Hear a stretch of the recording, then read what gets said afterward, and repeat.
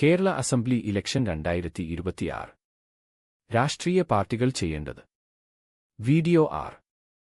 ജലസ്രോതസ്സുകൾ വൃത്തിയാക്കൽ. എല്ലാ നിയമങ്ങളും PSC വഴി. മന്ത്രിക്ക് മിനിമം വിദ്യാഭ്യാസം. സാമ്പത്തിക സ്ഥിതി അനുസരിച്ച് ഫീസുകൾ. സർക്കാർ ആശുപത്രി നടത്തിപ്പ്. സ്വകാര്യ ആശുപത്രി രീതിയിൽ. മന്ത്രിമാർക്ക് സാധാരണ ജനങ്ങളുടെ പരിഗണന. സമരം മൂലമുള്ള നഷ്ടങ്ങൾക്കു നഷ്ടപരിഹാരം മുതലായവ. ഇവയുടെ 1 മുതൽ 5 വരെയുള്ള ഭാഗങ്ങൾ പ്രസിദ്ധപ്പെടുത്തിയിരുന്നു. 6ാം ഭാഗം ഈ വീഡിയോയിൽ ഉൾപ്പെടുത്തിയിരിക്കുന്നു. 18 വീഡിയോകൾ കൂടി പ്രസിദ്ധപ്പെടുത്തിയിട്ടുണ്ട്. കേരള അസംബ്ലി ഇലക്ഷൻ 2044 കായൽ, കുളം, തോട് എന്നിവ 2 വർഷത്തിലൊരിക്കൽ വൃത്തിയാക്കാനുള്ള പരിപാടിയിലെ എല്ലാ കാര്യങ്ങൾക്കും ആവശ്യമായ ചെലവ് 1 വർഷത്തിനകം നിർണയിച്ചു. ആ തുക നികുതിയായി ജനങ്ങളിൽ നിന്നും ഈടാക്കുക.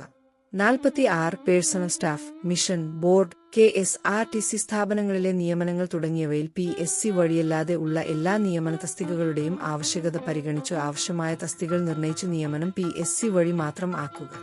47 ഒരാൾക്ക് അധിക ചാർജ് കൊടുക്കുന്നത് നിരോധിക്കുക. തസ്തിക മറ്റൊരിടത്തേക്ക് മാറ്റുന്നതും നിരോധിക്കുക. 48 മന്ത്രി, MLA മുതലായ എല്ലാ തസ്തികയ്ക്കും മിനിമം വിദ്യാഭ്യാസ യോഗ്യത നിർണയിക്കുക. അവർക്ക് പെരുമാറ്റച്ചട്ടം നടപ്പിലാക്കുക.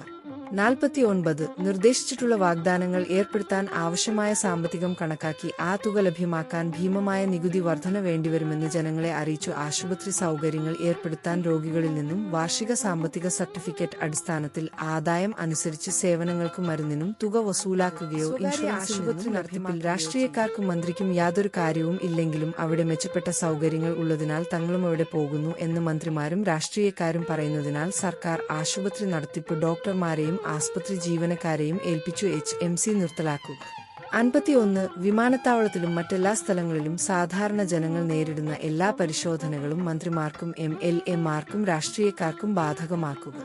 52 പൊതുനിരത്തിലും സർക്കാർ ചടങ്ങുകളിലും വിനോദ കായിക പരിപാടികളിലും രാഷ്ട്രീയക്കാർക്കും ഉദ്യോഗസ്ഥർക്കും യാതൊരു പ്രത്യേക പരിഗണനയും നൽകാതിരിക്കുക.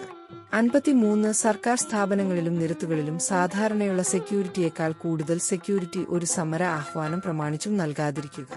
ആക്രമണങ്ങൾ ഉണ്ടായാൽ നിയമ നടപടി സ്വീകരിക്കുകയും 100 ഇരട്ടി നഷ്ടപരിഹാരം നടത്തിപ്പുകാരിൽ നിന്നും 1 മാസത്തിനകം വസൂലാക്കുകയും ചെയ്യുക. 54 ഉദ്യോഗസ്ഥർക്കും മന്ത്രിമാർക്കും വാഹനം, താമസസ്ഥലം എന്നിവ നൽകാതിരിക്കുക.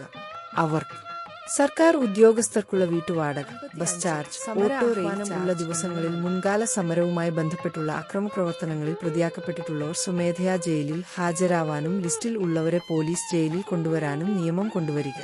56 സമരത്തിൽ ഏർപ്പെടാത്തവരെ തടയുകയോ ഭീഷണിപ്പെടുത്തുകയോ അക്രമം നടത്തുകയോ ചെയ്യുന്നവർക്കെതിരെ സ്വാതന്ത്ര്യം ഇല്ലാതാക്കിയതിന് കേസ് എടുത്തു ശിക്ഷ നൽകുകയും 100 ഇരട്ടി നഷ്ടപരിഹാരം 1 മാസത്തിനകം ഈടാക്കുകയും ചെയ്യുക. 44 കായൽ